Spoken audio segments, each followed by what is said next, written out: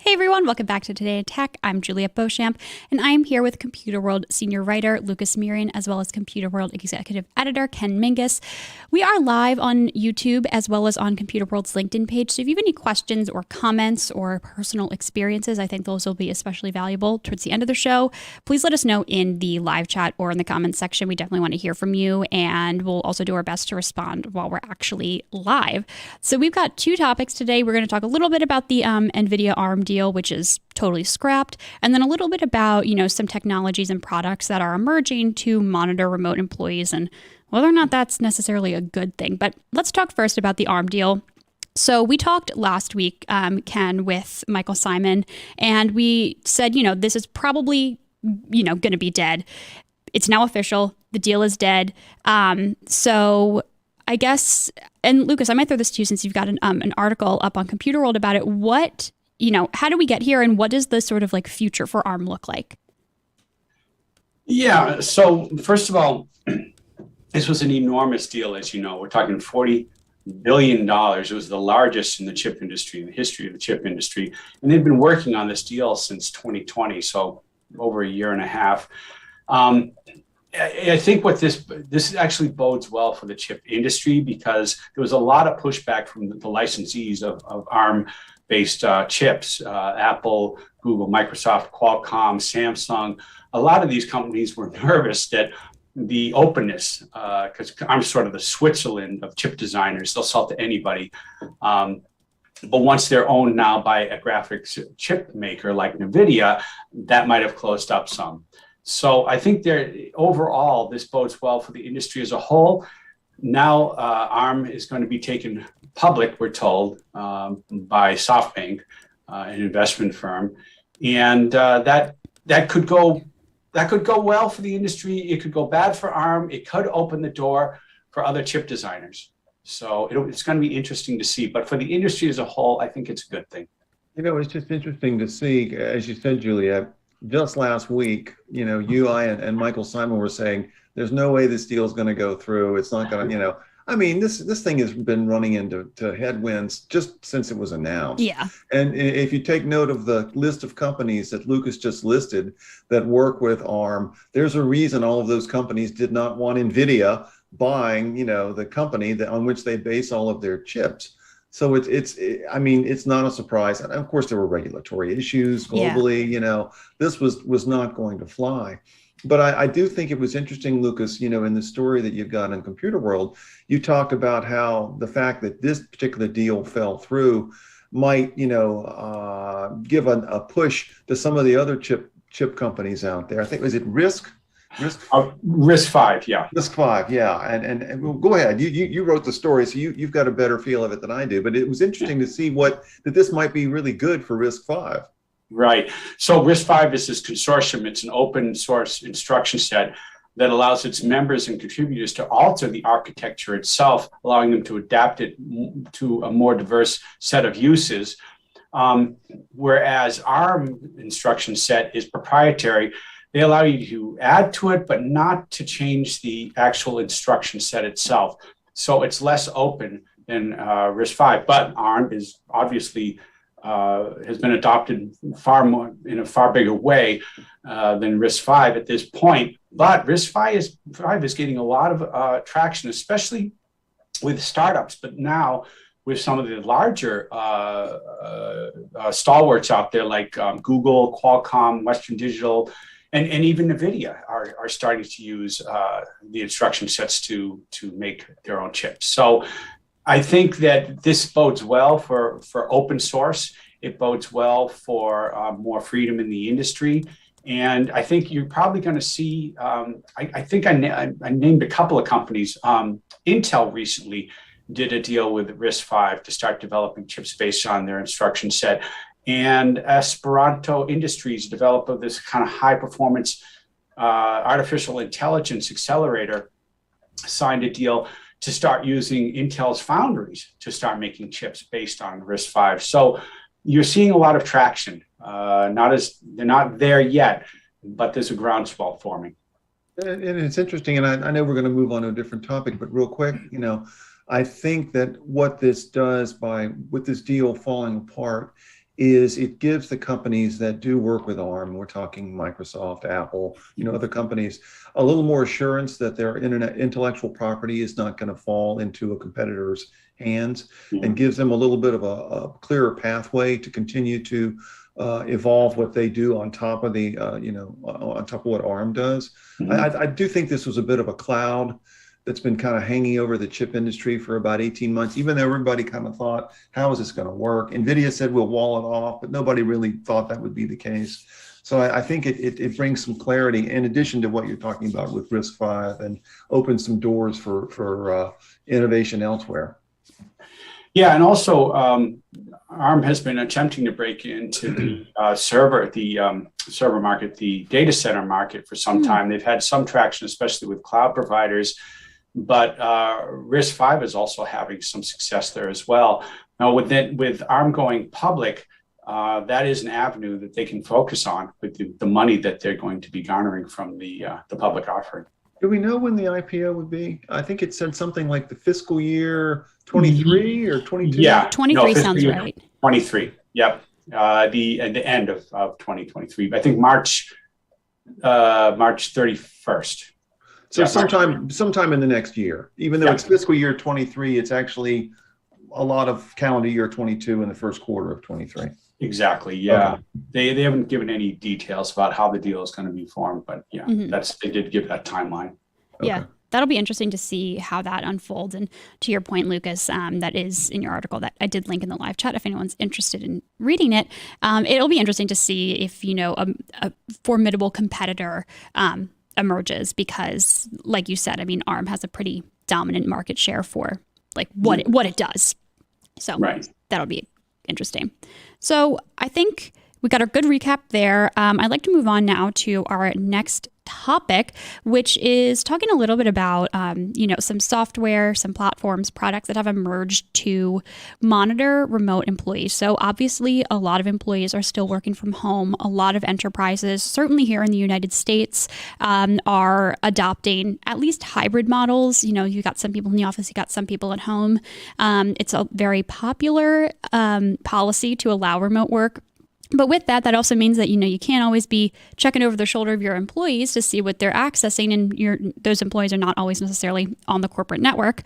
So there's one tool in particular, and Lucas, I'm going to throw this to you again, called the Island Browser. This is sort of, I think, indicative of perhaps a larger trend of these types of products. So can you speak just to what this specific browser is? Yeah, it's being called an enterprise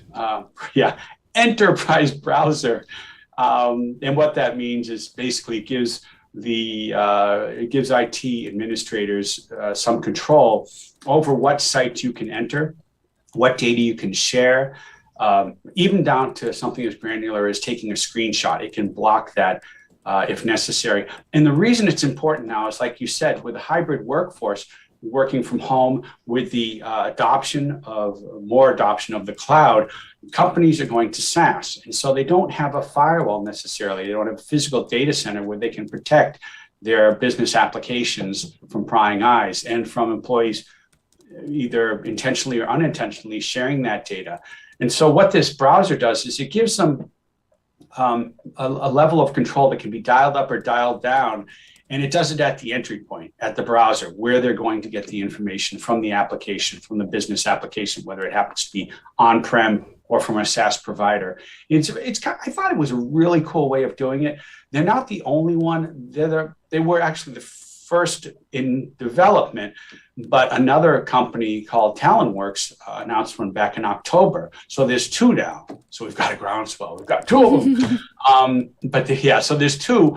I think it's a great idea because it's less onerous. It's less heavy-handed than some of the firewalls that were being used by companies out there that literally tracked everything. What would happen was they'd first see the traffic and the problem, then they'd have to discover whether this was a problem, and then they'd have to go back out and do something about that, or just block it altogether.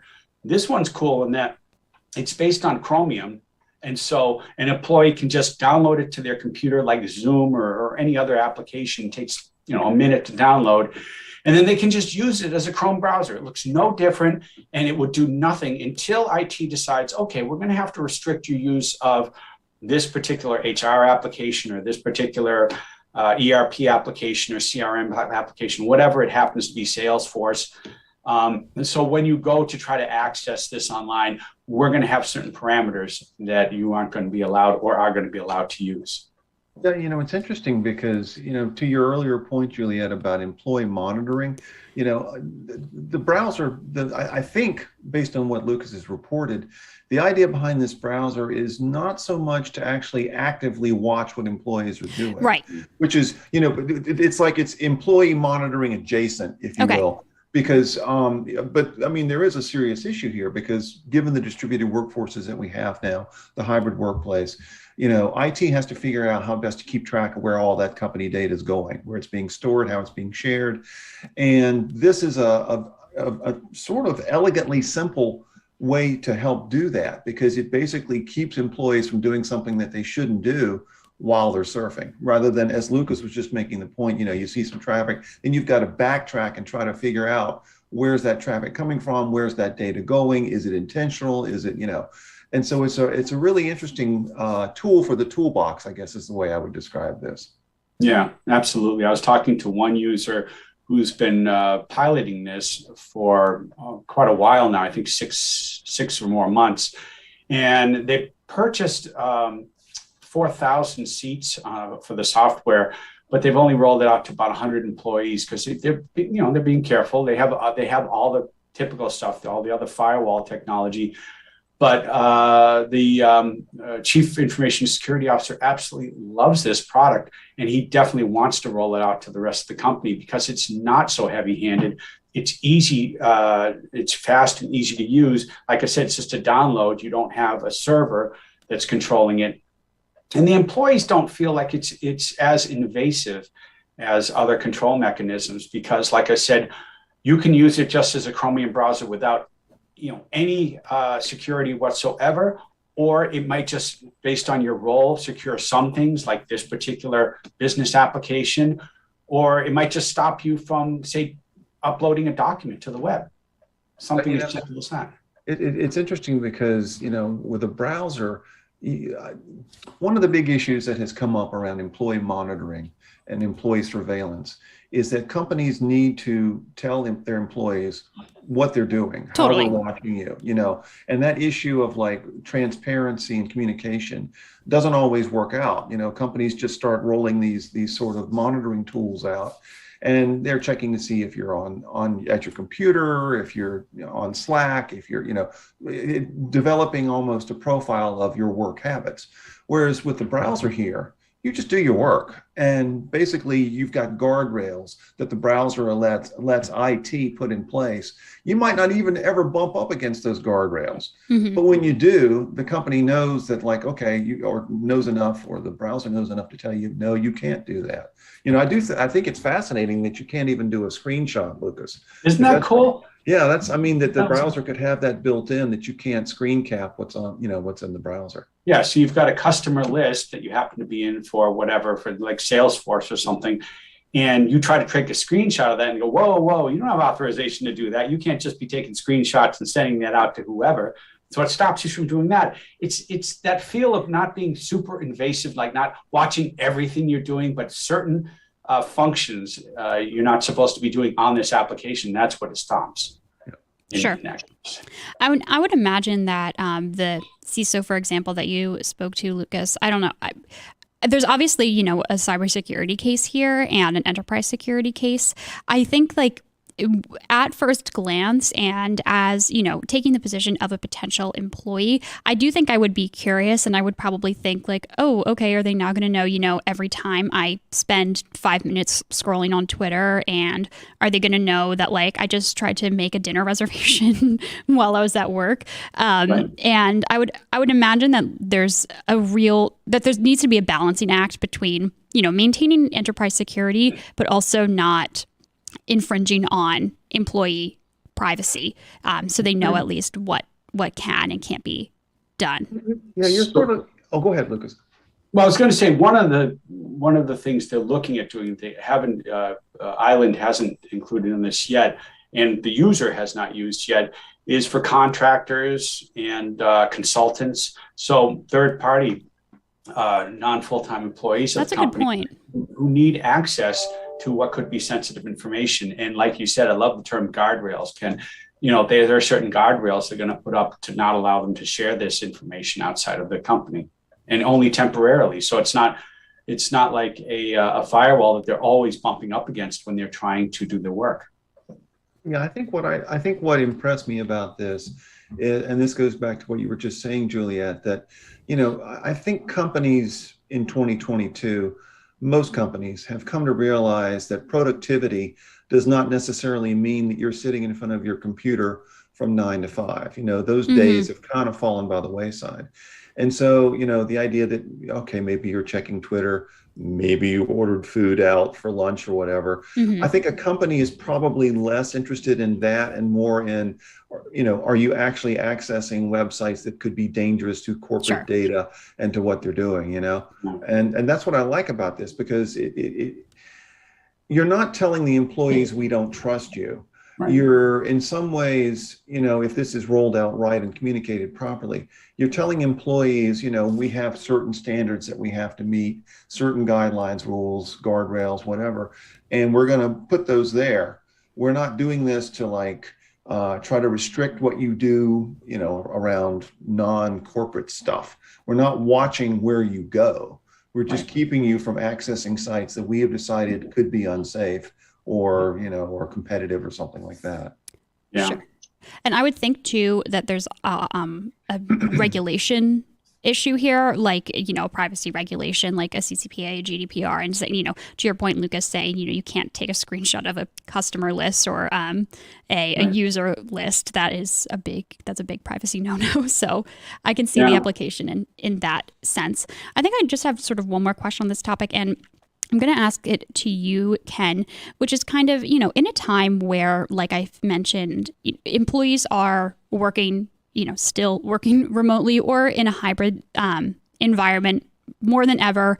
It's a really desirable policy for employees that are perhaps looking for new jobs to be able to be fully or mostly remote. And I think similarly, there's also a talent shortage. Employees' talent can really have their say.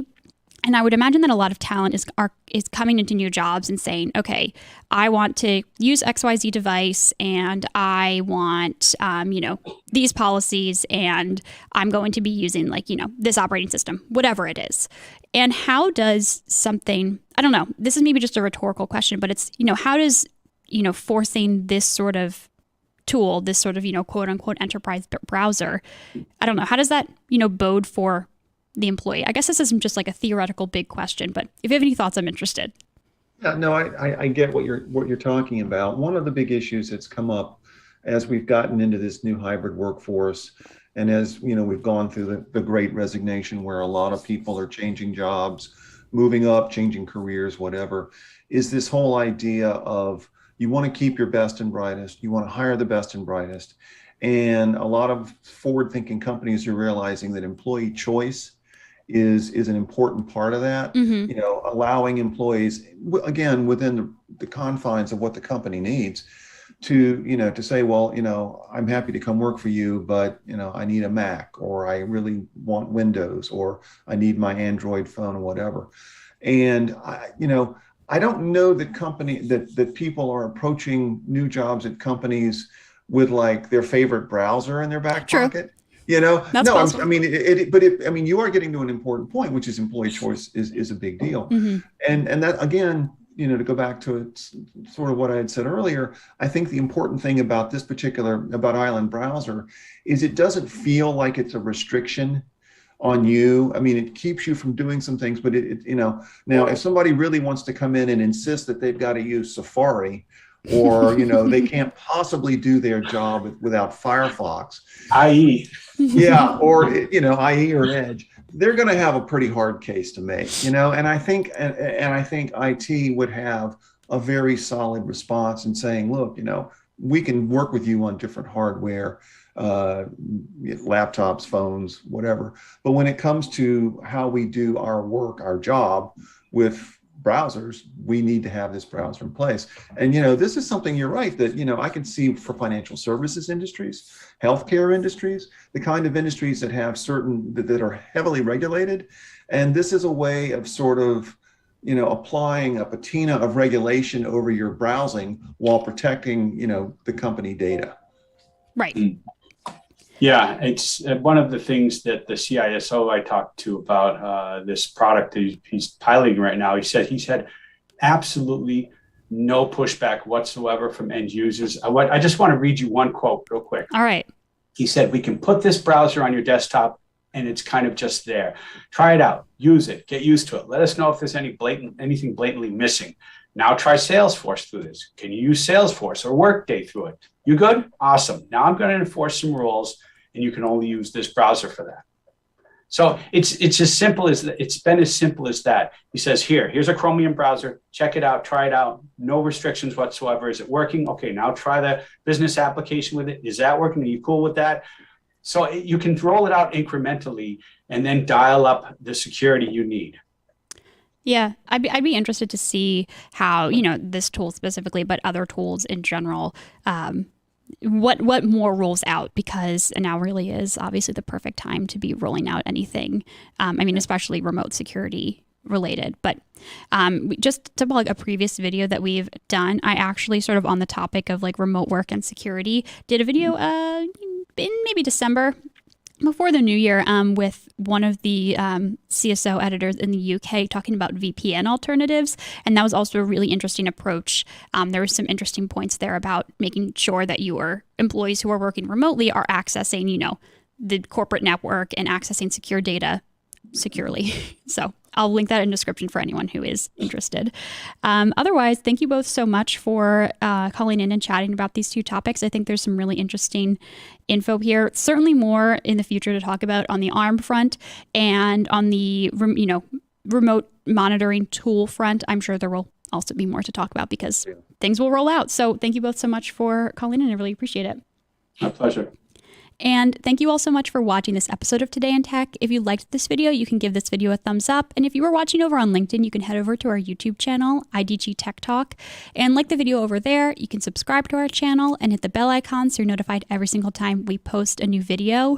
If you're watching this after it's been live, or if you were tuning in while it was live and you just didn't get to make your point, please do let us know in the comments below, and I'll do my very best to get back to you. I'd especially like to hear anyone's firsthand experience using a remote monitoring tool, or let's call it a remote monitoring tool, and using the Island browsers as an example. So thank you all so much for watching.